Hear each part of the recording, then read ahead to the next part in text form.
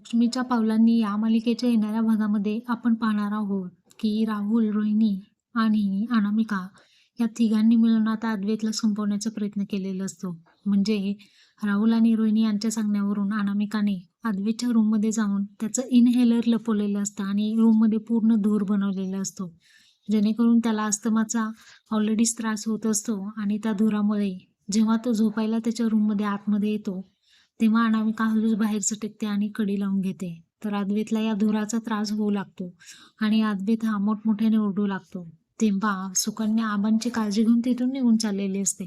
तेव्हा तिच्या कानावरती अद्वैतचा आवाज पडतो आणि ती पाहते दरवाजामधून धूर सुद्धा बाहेर निघत असतो आणि अद्वैत हा जीवन मरणाच्या दारात उभा राहिलेला असतो.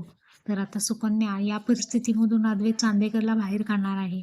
हे पाहणं खूपच रंजकदार ठरणार आहे. त्यासाठी आपल्या चॅनेलसोबत कनेक्टेड राहा. हे सर्व इन्सिडेंट्स आपण उद्याच्या भागात पाहूया.